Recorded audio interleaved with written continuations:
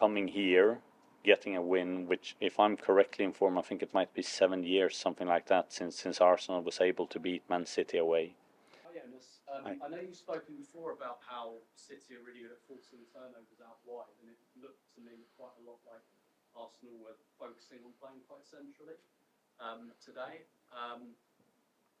which makes me wonder why Kim Little didn't start the game, but also maybe what are some of the details you changed at half-time, as well as bringing Kim into the game. Yeah, it's when you don't start Kim Little, right? It's that warrants a question. Sometimes you need to think about how your team needs to look at the end of the game, and not only at the start of the game, and what's going to fit the best for the team.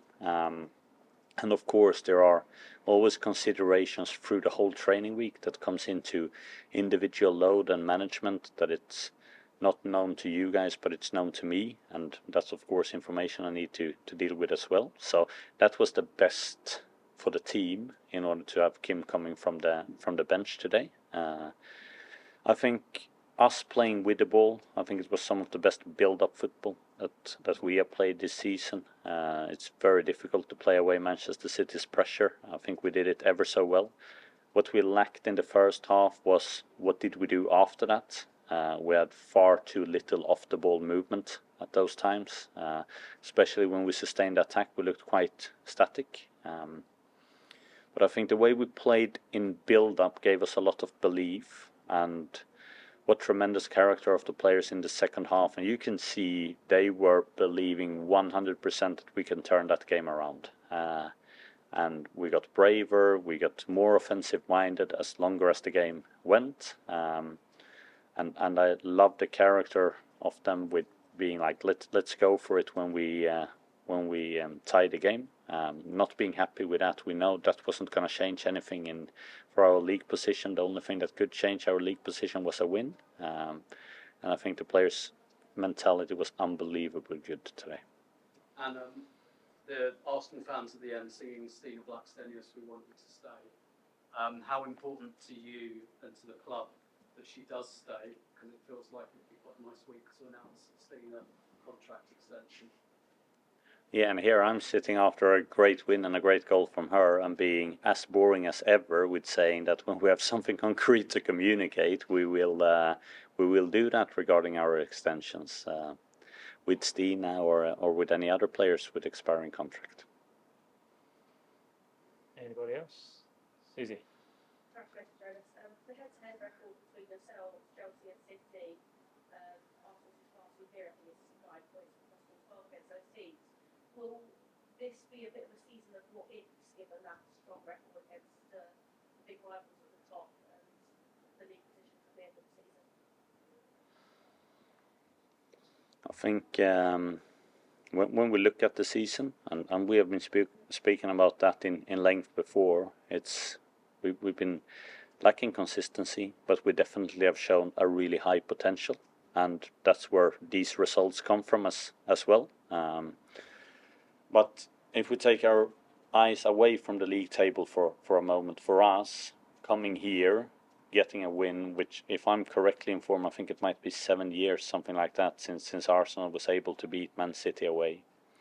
So to coming here and achieve that was not only about this season, that was about us setting a footprint for next season, and being able to show what we progressed, what we have developed. And we know we have things in order to start better next season than we did this year and so on, for example. But we need to learn from that. And the potential and the quality the players played with today, very, very high. Andy. Yeah, just on that, you're in a very similar position in terms of going into that Champions League qualifying, really early. Will you learn quite a lot from what happened last season? I know it's different with the Olympics and World Cup and everything, but will you learn a lot from how you went into last season to do that next year?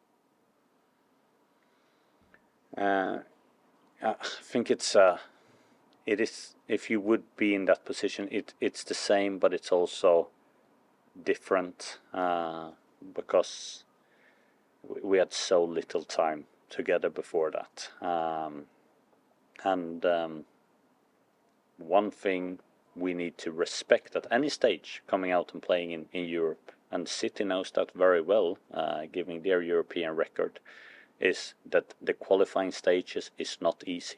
There is a lot of good teams out in Europe that will most of the time have the advantage of being able to have had better pre-seasons than WSL clubs will have had. So it comes at a difficult time in the season, and we need to be ready for that. And it's going to be a big priority for us to go into the group stage next season, so we need to be ready for it. Tom? Jonas, what does it feel like to be Chelsea massive favourite? Yeah, those are the things that we can't really control. I think it shows what we are as a team, that we never give up, that we put in a really strong performance, and then it's up to the other teams to put in strong performances and result, and yeah, that's not really any of my business who's going to win the league at the moment.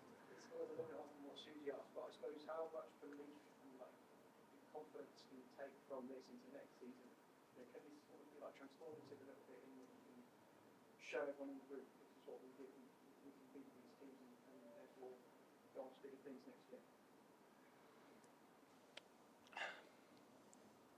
I totally think and I said that to the team before we hit into a really steep injury crisis last season, but when we were talking before our return quarterfinal leg against Bayern Munich, that I truly feel we can beat any team in the world if we get our things right.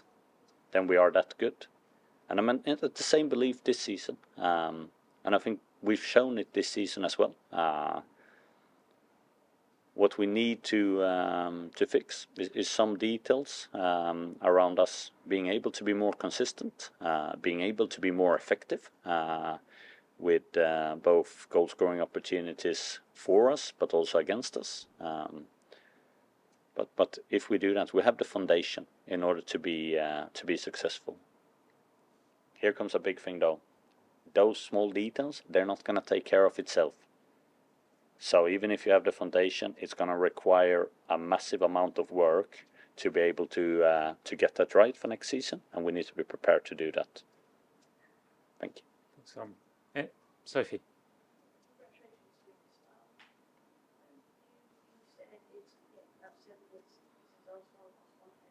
But when you played City at Bournemouth earlier this season, there was a bit of it wasn't the best. You still got all the late goals with that. Can it give you some confidence coming into this game, especially because it was I don't know what's our total record against City is during my time here, but I feel like we have been winning a lot more than we have been losing against them. But they're a good team. What I'm really happy about with the performance is that you can find a way to win against City, and we showed that in the game, for example, early in the league at home. But if you characterize that as a performance, there is a lot of things there where we sort of maybe is forced to change the way we play due to the opponent. Today I feel it's the other way around. I feel that we can really enforce our way of playing. I think we can be really comfortable with the ball, giving our structure and the quality the players have to playing out of their pressure. I felt like that going into the 85th minute here, to say like if we don't win today, at least we can look ourselves in the mirror and saying we're acting like the team we want to be. We're acting like the team we're speaking about being, and that's always the starting point to being successful. And then of course it's much nicer when you score the 2-1 goal in overtime. But in reality, it doesn't change the 91 minutes before that moment. It doesn't. But it is those 91 minutes that creates the belief that the players show and gives the goal. So I think from a performance perspective, it's so big difference from what we do today than what we did early autumn. Thank you, guys. We'll leave it there unless there's anything else. Thank you. Travel safe.